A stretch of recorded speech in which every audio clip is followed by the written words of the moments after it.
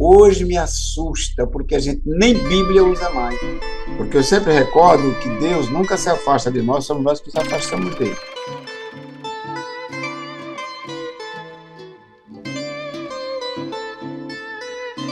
Examinai as Escrituras.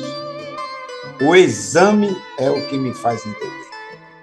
Fala pessoal, tá começando mais um Pode Entender, um podcast para você melhor entender a pregação do último final de semana.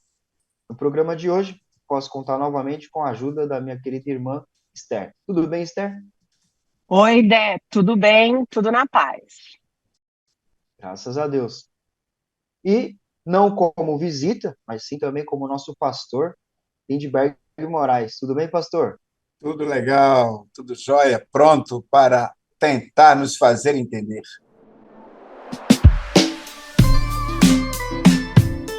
Está começando Pode Entender, um podcast para você melhor entender a pregação.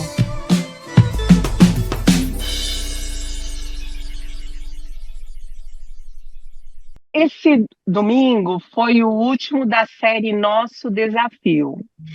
E o pastor Lindenberg falou para a gente sobre a igreja de Laodiceia. Como vocês sabem, a gente está estudando as 7 igrejas da Ásia.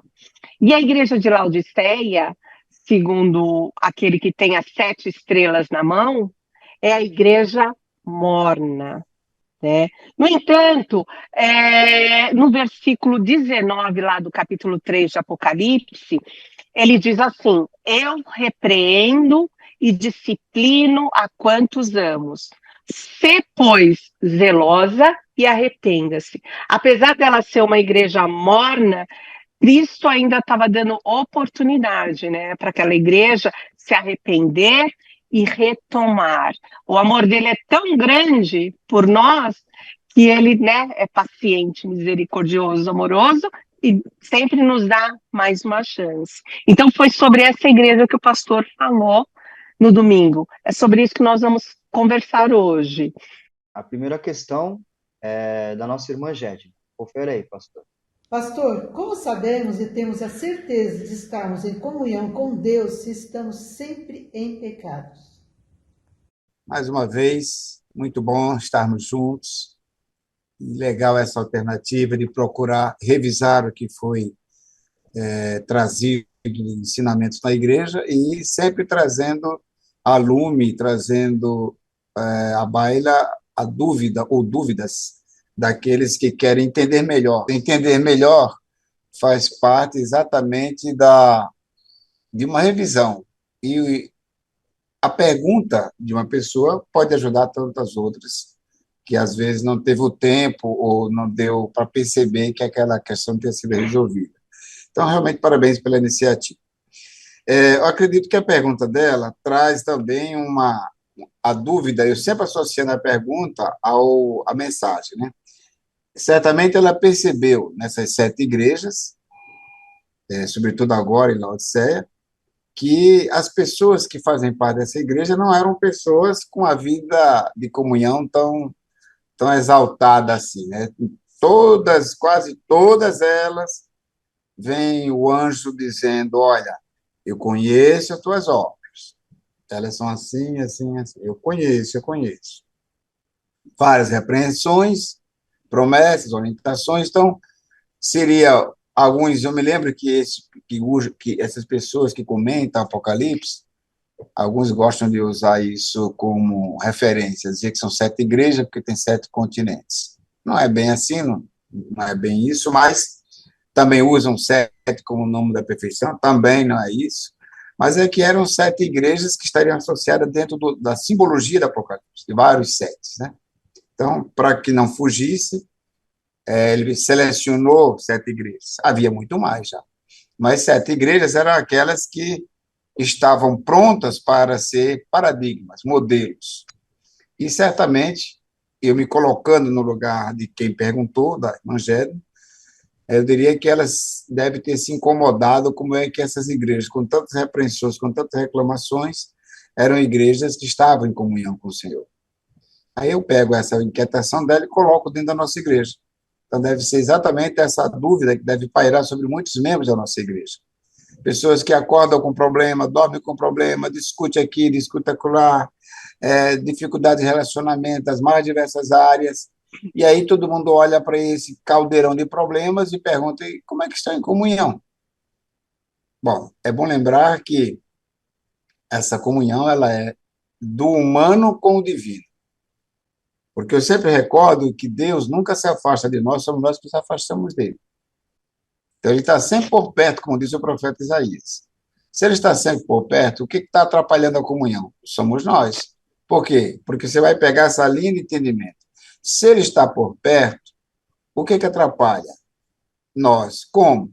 Com o pecado. Por quê? Porque ele não anda com o nosso pecado.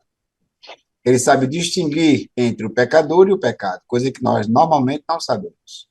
Então, como ele sabe distinguir o pecador do pecado, ele está sempre por perto. Não significa dizer que ele esteja endossando esse comportamento de falta de comunhão, que ele esteja endossando essas dificuldades todas que nossas relações demonstram. Então, acredito que esta é a questão que a nossa irmã coloca aqui, né? Estamos sempre em pecado e estamos sim em comunhão. No entanto, essa comunhão que entre nós é tão deficiente, não é deficiente com Deus. Por que não é? Porque ele perdoa. Por isso que ele está perto, por isso que ele está em comunhão, ele perdoa. Se nós tivéssemos a herança tão benfazeja e benéfica de Deus, que é o atributo comunicável do perdão, a igreja tem mais comunhão. E é assim que a gente mantém a comunhão da casa, discutiu com o marido, discutiu com a esposa, discutiu com os filhos, avós, como é que você resolve isso? Perdão. Aí volta a comunhão da casa. Na igreja, do mesmo jeito. Por isso, a comunhão com Deus, por quê? Porque ele nos perdoa, não quer dizer que ele endosse minha rebeldia, meu pecado, minhas falhas. Então, ele perdoa, e esse perdão dele mantém a comunhão com ele. O que nós temos que fazer para manter essa comunhão, que é o desenho, né, para que o mundo veja que eu estou em comunhão com Deus, eu devo ter uma igreja em sintonia, em comunhão, uma relação alegre, que as pessoas possam ir para a igreja e vejam que aquela igreja tem comunhão. Então, eu acredito que eu responderia dizendo exatamente: é possível viver uma vida de comunhão como pecadores, porque nunca deixaremos de ser pecadores, e a única estratégia que tem para manter essa vida em comunhão é seguir o exemplo de Deus. Só tem comunhão conosco, só está perto porque ele perdoa, que nós façamos o mesmo. A segunda pergunta, pastor, ela é do presbítero Marcelo, e ele vai em torno disso também, sobre a questão da comunhão, esse relacionamento com Deus, e ele coloca uma dúvida que talvez ainda é uma dúvida de muitas outras pessoas. Vamos conferir a pergunta dele. Paz, irmãos, esse mês nós estudamos a palavra do Senhor no livro de Apocalipse. E Jesus, ele escreveu 7 cartas às igrejas. Então nós aprendemos alguns erros dessas igrejas, algumas críticas que Jesus fez, alguns elogios que Jesus fez. E findando essas cartas, Jesus sempre falava: aquele que tem ouvidos, ouça o que o Espírito diz à igreja. E sempre que ele falou isso, ele deu uma instrução e uma promessa. E essas promessas que Jesus deu, em uma delas estava escrito assim, que de modo algum ele apagaria o nome dos irmãos do livro da vida. E em outras promessas ele fez também referência a coisas que acontecerão lá na glória, lá na eternidade. A minha pergunta, eu sei a resposta, mas a minha pergunta que talvez seja a dúvida de muitas pessoas: será que nós podemos perder a salvação? Será que o nosso nome pode ser arriscado no livro da vida? Essa dúvida do Marcelo, ela é uma dúvida milenar. Sempre aconteceu. Tanto no Antigo Testamento, sobretudo no Antigo Testamento, porque estava muito latente que eles não seguiam a lei. Então, se eu não sigo a lei, eu estou fora dela. Estou desamparado, perdi o amparo da lei. E isso seria a salvação no Antigo Testamento. Sem o amparo da lei, pela ausência de sacrifício, pela desobediência à leitura da Bíblia, pelos rituais que eram abandonados, pelas idolatrias que eram exercidas. Então, todo esse tipo de conduta era o que trazia para eles a clareza de que, bom, estou fora dessa proteção, estou fora dessa aliança, e aí seria exatamente o que ele diria, perder a salvação. Então, ao aceitar isso, eu passo isso para o Novo Testamento, que agora é da graça, pela época da graça, então seria mais fácil compreender. Bom, agora não perca a salvação, porque foi de graça, está lá em Efésios com muita clareza, então agora está doada, a salvação está resolvida, não perco mais. No entanto, voltaram as mesmas dúvidas. Por quê? Porque a orientação da graça, ela não é uma graça barata, ela tem uma exigência, que é uma vida em santificação. Então, você foi salvo pela graça para ter uma vida em santificação. Aí você já percebe que não tem, ou seja, na mesma leitura que era feita no Antigo Testamento. Só que agora eu não preciso mais de sacrifício. O sacrifício agora, santo e agradável a Deus, é um culto.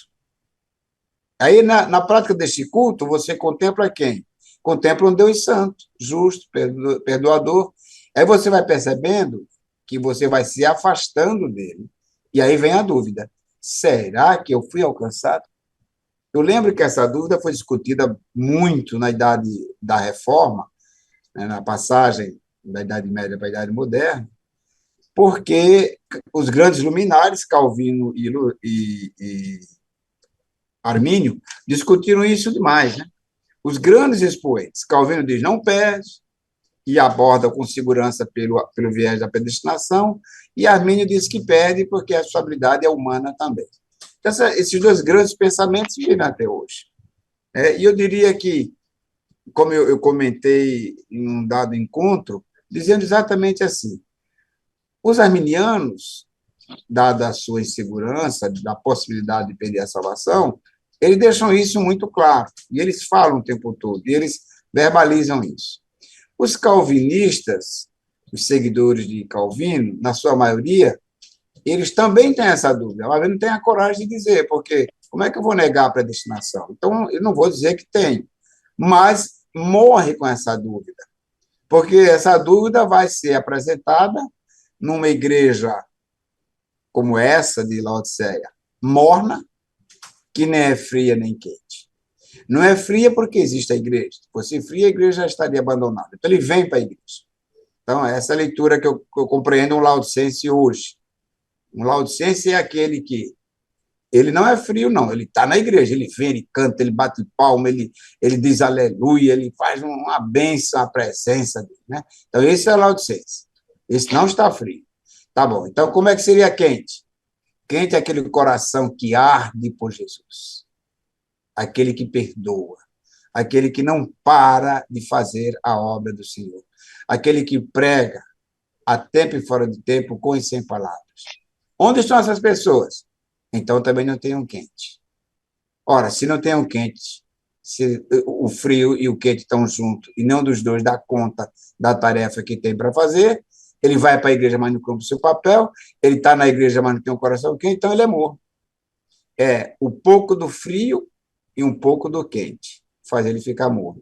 E aí é essa linguagem que João recebe do Senhor, dizendo, desse jeito não dá para te aceitar, para te engolir na linguagem comum, então vou ter que vomitar. Por isso a questão de perder a salvação é bom que apareça mesmo entre nós, em nosso meio, para que cada um tenha certeza de que não ter essa dúvida é ter uma vida que jamais seria morna. É aquele que não é frio e nem é quente e nem é morno. É aquele que é um servo de Deus com todas as suas falhas. O tempo que é frio, o tempo que é morno, o tempo que é quente. Quando ele entender que ele é esse cidadão normal, ele não vai se achar suficiente, como era o caso da Laodiceia. Eu não vou estar suficiente, me achar mais quente do que os outros. E nem vou simplesmente me achar pior do que os outros porque sou frio demais. Não. O ir para a igreja vence a frieza da indiferença, o coração que arde vence a paixão da fogueira que sobe e desce ao mesmo tempo, e esse cuidado com a temperatura é que vai fazer com que você não seja morno. Então, você vai ter o cuidado de ser uma vida dosada, edificada, permanente. Eu diria que é aquela colocação da vigilância. O que não perde a salvação é aquele que está constantemente vigilante. Mas por quê? Por causa da parábola da desvio, por exemplo. Então, não é porque eu não tenha a segurança da salvação que eu não vou ser vigilante. Esse é um aspecto, talvez, da mornidão. Você diz que é crente, não é frio, diz que está com Cristo, e, no entanto, você não está vigiando. Então, a sua vigilância é ter um cuidado para não viver uma vida de pecado. Então, acho que essa questão ela não pode ser escondida. É legal que apareça e que fique com clareza. O teu nome não vai ser riscado do livro, e aí termino fazendo essa colocação. Qual é a garantia que eu vou ter disso, pastor? A garantia é: quem escreveu é fiel. Quem escreveu é soberano. Quem escreveu não muda. Eu posso morrer de mudar, ele não. Eu posso morrer mudando, ele não. Então, quando eu digo que tenho a certeza que não sairei do livro da vida, que não perderei a salvação, não é pela minha autossuficiência, como pensavam os laodicenses, mas pelo poder, soberania, segurança daquele que me escreveu no livro da vida, daquele que me concedeu gratuitamente a salvação. Então, não perco, mas isso devo demonstrar. E a demonstração daqueles que não perdem deve acontecer por meio de uma vida de segurança, de testemunho, um padrão de quem tem confiança naquele que faz tudo e todas as coisas por nós e para nós. Pois é, pastor. O senhor está me lembrando a igreja de Sardes, né? Que justamente a orientação para ela era vigie, porque ela achava que ela estava bem, não precisava fazer Isso. nada, e aí a orientação, vigie, né? Então, com a gente é a mesma coisa, e a nossa orientação da Bíblia é exatamente isso, né? Exato. Vigie, isso lembrou das virgens aí? É. Se prepare, porque o Cordeiro vai voltar, o Cristo vai ter a segunda vinda. Então, se eu não estiver me santificando, se eu não estiver vigiando, se eu não estiver lá com meu óleo para deixar a minha luz ser acesa para poder encontrá-lo, eu realmente não vou caminhar, né, pastor? Exato. Você foi me lembrar essa afirmação que, se eu não fiz, vou fazer, se já fiz, vou reforçar. Nas igrejas que buscam a palavra de Deus, que se firma nela, de cada uma das 7 igrejas nós temos um pouco. Né? Então, é exatamente isso que você falou. Sardes, Esmirna, Tiatira, cada uma nós temos um pouco. E é isso que faz essa igreja ser movimentada. Por isso que eu entendo que a escolha das 7 igrejas não está necessariamente ligada à origem, até porque ela já está se expandindo, né? Quando se vai falar 7 igrejas, já está lá saindo da Ásia para a Velha Europa. Então, já é um caminho de mostrar o movimento, ou seja, essas qualificações, esses defeitos, essas orientações, essas promessas, cabe para todas as igrejas que são realmente fundadas na palavra do Senhor. Pastor, a terceira questão é relacionada ao teu texto, que foi publicado na Pastoral, no Boletim de Domingo. E o senhor intitulou ele E Jesus Continua a Ensinar.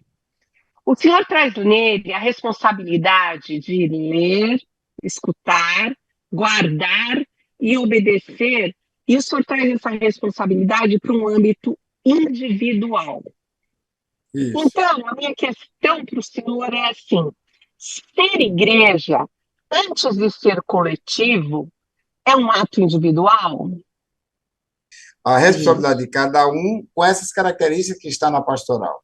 Ler, isso. escutar, né, guardar e obedecer. Eu peguei essa ordem porque ela aparece numa relação entre Apocalipse, João e Isaías. Né? E é engraçado que ela é um caminho, é uma trilha, como nós usamos hoje, é uma trilha pedagógica. Então, você ler não garante que escuta.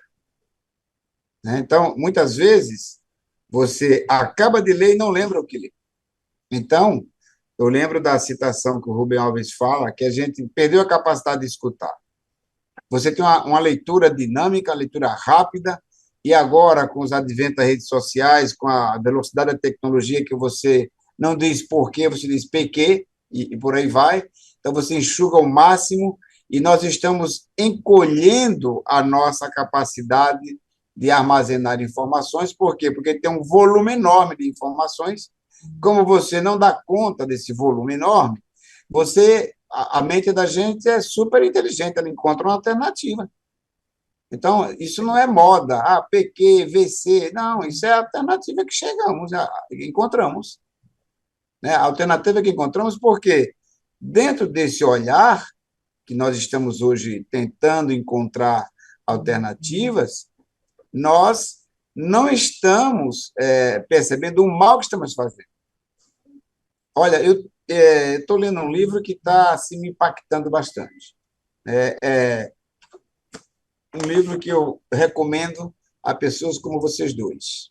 Porque ele está falando da cegueira moral, a perda da sensibilidade. E essa trilha pedagógica, olha como é interessante, é usado na igreja, está aí o papel da igreja, ensinar a criatura a ser gente, e não se preocupar com a salvação. Daí a discussão preciosa. Nós temos uma responsabilidade tão elevada, que às vezes reduzimos achando que somos nós que vamos evangelizar o mundo e ganhar o mundo. Não, evangelizar, eu diria, salvar o mundo. Não, a gente tem o papel de evangelizar até os confins da terra, isso aí é papel nosso. A gente não está entendendo o que significa isso, o que de fato significa isso. Porque eu lembro-me que quando começaram a interpretar isso literalmente, e aí será o fim, quando todo foi evangelizar até os confins, e aí será o fim. Então, eu lembro-me que tinha contas naquela prática do evangelismo explosivo, que na década de 80 começou essa prática, que faziam as contas de quanto tempo eu precisaria para alcançar o mundo todo. Pronto, senhor, evangelizamos todo mundo, agora pode vir. Como se estivesse na mão da gente. Aí a primeira questão que nós vemos hoje nessa pergunta nós ainda não entendemos a profundidade do que vem a ser o evangelismo. Não entendemos. Talvez agora a ficha esteja caindo mais, porque provavelmente não tem quase ninguém do mundo ocidental, porque não, em outras regiões ainda tem muita gente sem a tradução da Bíblia, mas tem as pregações virtuais o tempo todo. Chegam a todo canto hoje, praticamente. Não todos, mas a maioria. Então, diríamos que nós estaríamos tão perto de dizer, pronto, senhor, a tarefa está cumprida, pode voltar. Mas não é essa a responsabilidade, porque quando eu digo que eu tenho um país, vou reduzir o Brasil, com uma quantidade enorme de igrejas, e eu tenho uma deficiência de qualidade de vida, sobretudo vida espiritual, então mostra que essa pergunta é extremamente atualizada. Eu não entendi ainda que a responsabilidade de uma igreja começa em mim, né? Que sou eu que tenho que incorporar essa igreja. Antes de atribuir à denominação o êxito ou o fracasso, eu devo atribuí-lo a mim, à pessoa, ao indivíduo. Porque a igreja só vai se solidificar se essa trilha se realizar. Se um a um ler, escutar, obedecer e guardar, ou guardar e obedecer. Porque é o termo, até eu acho que, parece-me que eu coloquei isso também na pastoral, já não me recordo. Ora, a única maneira que eu tenho de agradar a Deus é pela fé, e essa fé não vem pelo meu empenho, pelo meu esforço, é pelo ouvir a palavra. Então, uma igreja que não lê, isso é assustador. Ora, eu tenho encontrado dia a dia esse mal, eu comparo muito isso, por ser minhas duas praias muito próximas, que é a igreja e a escola. O problema que eu estou vendo na escola, eu estou vendo na igreja. Você está com os livros, com o computador, no caso da escola, com o celular, com todos os mecanismos na mão, e você faz perguntas claras, simples, óbvias, e não tem respostas. Não consegue responder. Isso é preocupante demais. Então, uma igreja que não se alimenta com a mesa farta. A mesa está farta. Porque a palavra de Deus é a sua revelação. Se a gente não lê, se a gente não vai buscar, como é que nós estamos servindo a esse Deus, né, pastor? Exato, exato. É um ato individual para se tornar coletivo. Né? Coletivo. Pode observar, se nós tomarmos a Bíblia toda, né, como tudo começou. Deus revela a um e pede para aquele um ensine os outros. E aquele um e aqueles outros é de uma nação. E ele diz pedagogicamente, está dito lá, ensina no caminho onde andar, por onde deitar, caminhar, ensina, ensina, ensina. Vem Jesus Cristo, o que ele faz? Anda para a sinagoga, ensinando o tempo todo. Por isso eu usei esse tema aí. Jesus continua a ensinar. A dificuldade é que nós não estamos ouvindo. Se estamos lendo, está uma leitura muito superficial, muito amistosa. Não estamos guardando, logo a consequência imediata é não obedecer. O que é curioso, tudo isso dentro da igreja. Você não está fora. Você está dentro da igreja. Tu acha que isso tem a ver, o ler, escutar, o guardar e o obedecer, tem tudo a ver com o entender? Porque se a pessoa não está entendendo o propósito de cada uma dessas coisas, por isso ela não está fazendo, não está lendo, não está escutando, porque ela não está entendendo? Seria isso? Olha, André, essa é a palavra-chave para muita coisa. E é uma coisa que eu me debruço nela já há algum tempo, né? Como estudante da Bíblia, como estudante da ciência da educação. A minha preocupação é como é que eu sei que você entendeu. Então, a gente faz isso com criança. Com criança, fica fácil. Nós vamos ter uma atividade, próximo sábado, acredito, com crianças da zona lá, acho que é a zona leste, lá, mas já fora de São Paulo, praticamente, ali para a região de Suzano, se eu não me engano. E a gente vai trabalhar exatamente, a minha oficina que eu vou ministrar é filosofia para a criança. Então, eu vou querer demonstrar, na minha prática com os adultos, como é que eu ensino a criança na medida em que eu aprendo com ela. Então, na nossa oficina, a gente demonstra, primeiro, a primeira coisa que a gente tem que ensinar a uma criança é como é que ela escuta, porque ela já tem a capacidade de escutar. Só que ela vive num ambiente que ninguém escuta. Muito comum uma criança dizer, pai, antes dele terminar a frase, o pai já respondeu. Mãe, antes dele terminar a frase, a mãe já respondeu. E às vezes responde sem conhecimento, porque já entendeu errado, ou está sem paciência, ou não quer sentar para dizer, fala, meu filho, deixa eu escutar você para depois falar. Então, nós temos uma sociedade que não escuta. Se ela não escuta, essa leitura que eu faço da Bíblia, eu também não escuto. E esse é o exercício que eu vou fazer com os adultos. Vou pegar um texto da Bíblia, vou mandar ler, agora fecha a Bíblia e vou perguntar, diga aí 3 palavras que você leu, a que você acabou de ler. A dificuldade dessas pessoas lembrarem as 3 palavras é grande. Temos observado isso nas oficinas. Por quê? Porque leram porque podem ler. Da mesma forma, escutam porque podem ouvir, mas não depurou. E essa depuração é o que vai responder essa sua questão. Entender está dentro de uma palavra grega que está escrito no Evangelho de João, capítulo 4, capítulo 8, eu acho, 39. Examinai as Escrituras. O exame é o que me faz entender. Como é que eu entendo a doença do André? Vou fazer um exame. Ele pode morrer de descrever tudo, e eu vou só suspeitar. Vou dizer, pode ser, pode ser, pode ser, pode ser. Quando é que eu posso entender? Quando eu fizer o exame. André, me dá um exame de sangue, me dá um exame de vista, me dá um exame de tal. Aí eu entendo. Eu junto a declaração dele com os sintomas que o exame vai apresentar. Então, quando é que eu vou entender a Bíblia? Quando eu juntar o que eu li com os resultados da minha prática. Jesus Cristo diz, eu só vou saber se você é uma árvore boa quando você começar a dar fruto. Se você não der fruto nenhum, vai ser uma árvore do mesmo jeito, mas eu não vou saber se você é boa ou ruim. Então, acho que o pode entender é o que os gregos chamavam de praxis, o fazer consciente, não é a prática, que eu dirijo porque sei dirigir, escrevo porque aprendi a escrever, não, é a consciência do que aquilo significa.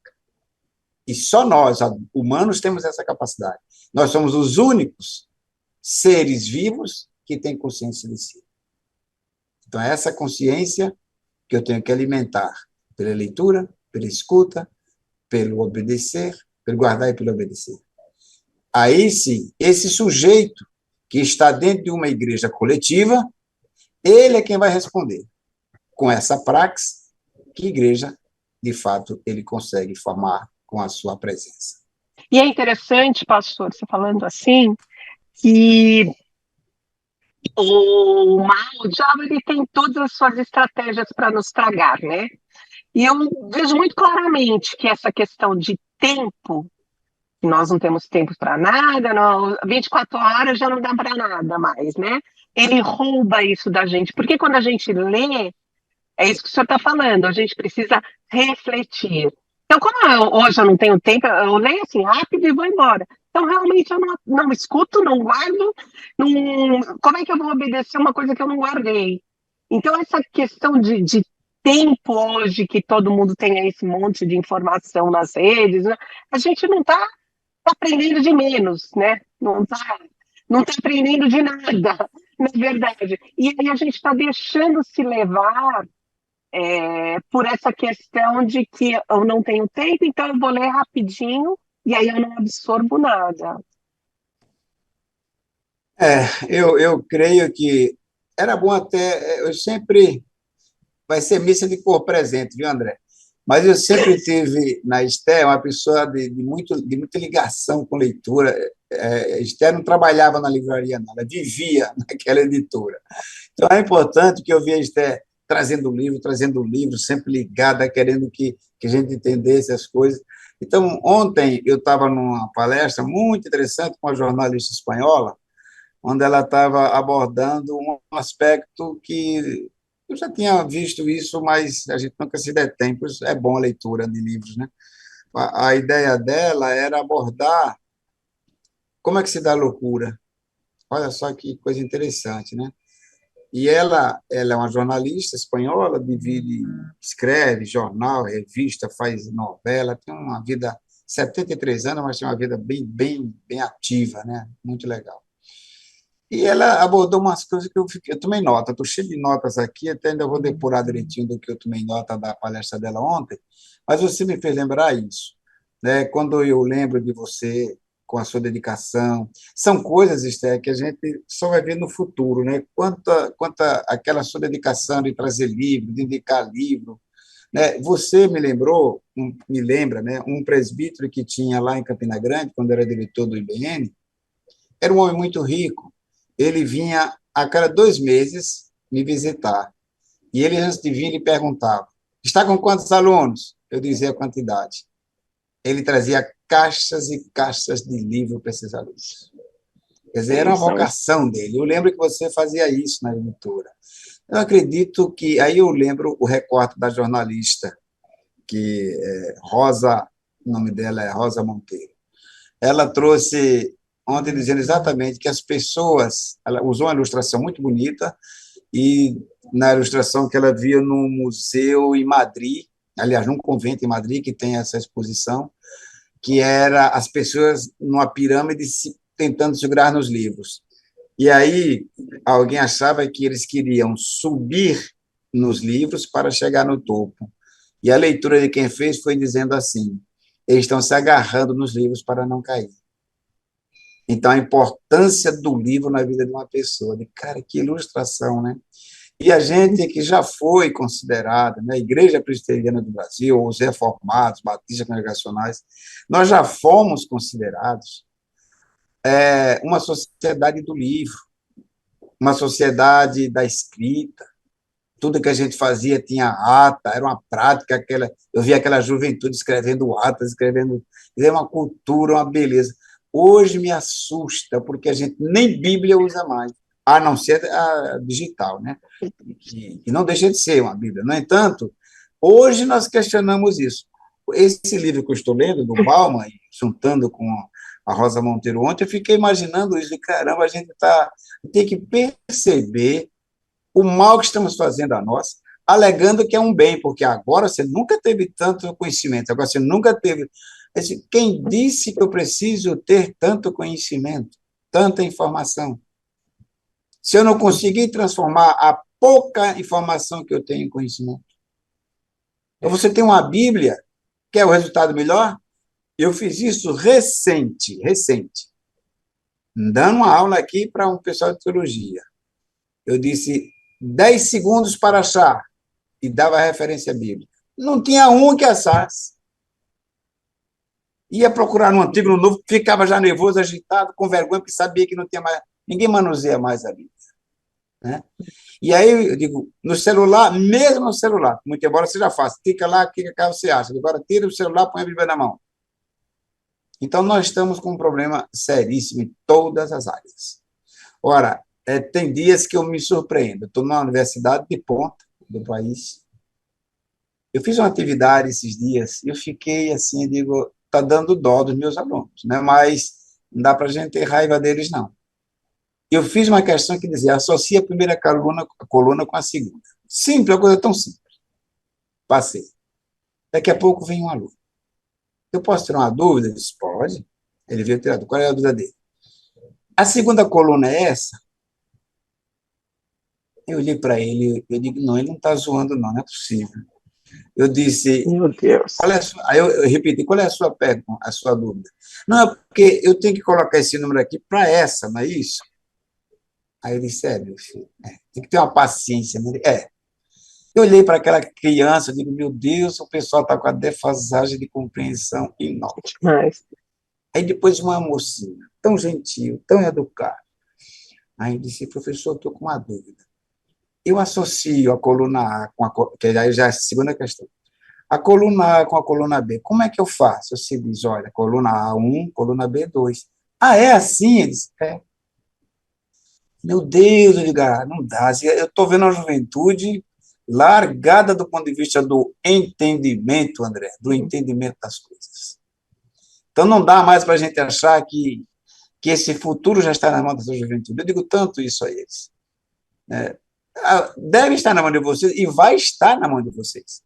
Agora, por favor, dê conta da gente.